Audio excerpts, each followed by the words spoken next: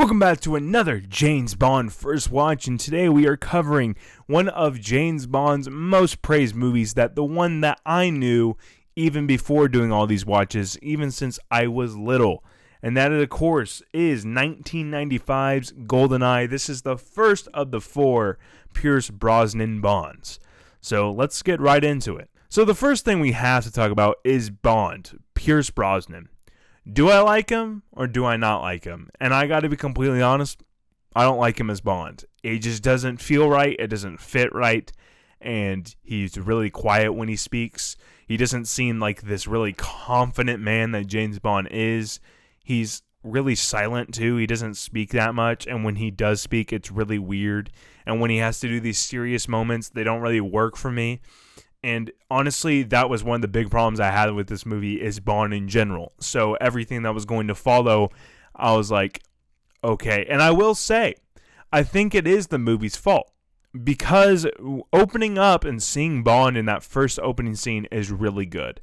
Everything was really good in that scene. Just how everything was building the tension and all that. The music, the score, a lot of people have a little bit of problems with that, but I really do like that in this moment. I also like the 006 agent. I thought, like, holy shit, 006 agent? That's awesome. Then the bungee cord scene is awesome. I know that's iconic. And then it's just great. I love that beginning scene. So after that happens, we get this whole weird car chase scene that does not work whatsoever. And usually you can have characters that you don't need to explain who they are or anything, but don't explain them later who they are when it doesn't really matter to the story whatsoever. Because what happens is we find out that the girl in that car that James Bond was riding with was a person that was checking on to see him. He was fit for the job. Doesn't matter. Could be taken out completely. And also, the score in this scene is awful. It is awful. And yeah, you can get on my ass and say, score doesn't really matter in James Bond. I beg to differ. Because there is a lot of scenes that score can make or break a scene. A lot of people hate the whole part in A View to Kill with the Beach Boys playing. I like it. See, it's kind of just up in the air, but this doesn't feel like James Bond, and it doesn't do that. And the whole scene is just stupid. It's purely just stupid.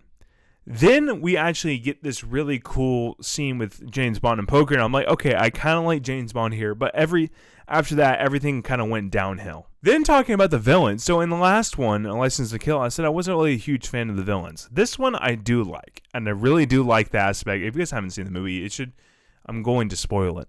But anyways, the 006 agent that was supposed to be killed is actually alive and is the villain of this movie. I thought that was an amazing plot and definitely gave me Skyfall kind of feel to it. It really did, and I loved it for that. Also, we get Famke Janssen, the guy that plays the girl that plays Jean Grey in the X-Men movies. If you didn't know, she's in this movie, and she literally strangles people to death. I'm like, that feels James Bond. It's interesting. I don't love it so much, but I got used to it, and the more I think about it, I do like her character. Xena Onatopp, very interesting character. I also really, really did like this nerdy guy that was played by Alan Cummings, Boris. Really did enjoy his character. It felt James Bond. It was unique. Haven't seen it done before. And it just worked. It just worked completely and ages really well. Then we actually get a returning character that a lot of people didn't like that much. In Living Daylight, we get Jodie Baker as this villain. We get Jodie Baker as this good character in this, and it works so well, and it works for him so much better than it did in that last film.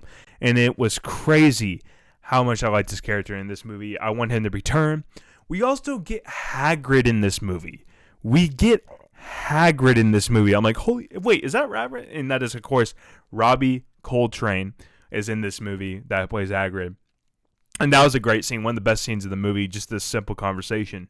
Also, the action scenes very lacking. They weren't great by any means. They were just okay. And that's the thing, that this movie felt like it was a decent movie, but everything that fit for the James Bond universe kind of hit or miss, and action scenes missed. Villains were good. They hit. And there, it just felt like that. The score was bad. It was just kind of all over the place.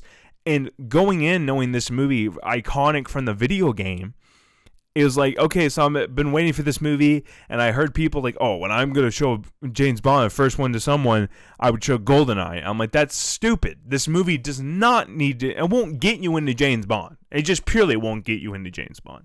I would do like A Spy Who Loved Me. That would get me in completely. That movie was so good. And this movie was just lacking on so many accounts, and I just didn't really like it that much. And when we're talking about ranking the Bond movies, I would probably watch one of the old ones, like a movie that I didn't really like, Dr. No, before I would watch this again. It just felt very lacking, and there was some good stuff, but I don't really like the James Bond. There were some weird things in this movie. There's a certain thing where he walks weird, like a weird way in the movie, and that's something that Pierce Brosnan did and picked up for this movie. Okay, but it felt really odd, and it did not age well whatsoever. There's also really, really cool gadgets in this movie. I really like the more gadgets that were used. I'm like, this is the James Bond I've been wanting to see. And we saw it, and that was in the very beginning, and then it kind of just went, boom, went completely down. It just didn't do it. Martin Campbell goes on to direct Casino Royale, which is one what I hear, and it's been such a long time, and not having other knowledge of different James Bond movies, it was like one of those things, like, it was like, I liked it, but I don't really get it necessarily, and I watched it when I was young, so I'm excited to see it again and see if it does become one of my favorites, because I really like Spectre. I really do like Spectre. But I'm going to have to rewatch it with these brand new eyes of watching every single one of these James Bond movies and really give my opinion on it, because who knows what happens? Who knows? And that's just so interesting. I also really do enjoy the Goldeneye song by Tina Turner, and it's interesting, and I can see myself listening to this one. Unlike the last three, I'm like, no, I don't like these. I just don't. They don't feel James Bond, and they're really bad. They're not good songs. I have never heard of these songs, and I call myself an 80s fan. That should tell you something. Goldeneye, I found his weakness. Goldeneye, he'll do what I please. But overall, I saw the movie, and I'm kind of just angry at how much hype this movie got and how much it was praised. And this was some people's first Bond movie. And what I mean by that, as a kid, you'll love this movie. I am talking about people like that are older and like in their 30s or something that have never been a Bond fan, and someone shows them their first Bond movie that actually has a conscience and what's good or not, and they show this one first.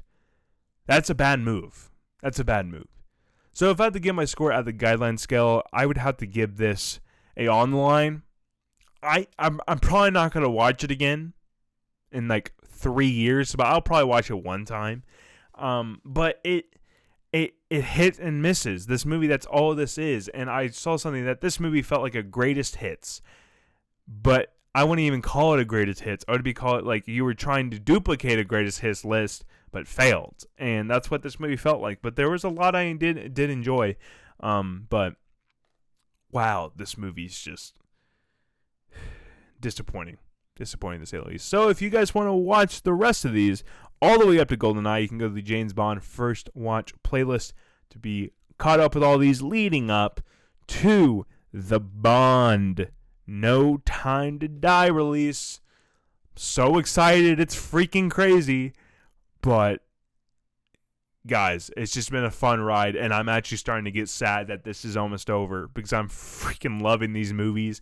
I'm loving the characters. I'm loving the villains. I'm loving everything about it, and I'm having like basically the time of my life watching these movies, and this is crazy how much this is reaching out to be one of my favorite franchises of all time. It's just so good. It's so good. There's not really a awful movie besides A View to Kill in this whole franchise, but man, freaking loving it. So I'll thank you guys for watching, and see you guys next time. Goodbye.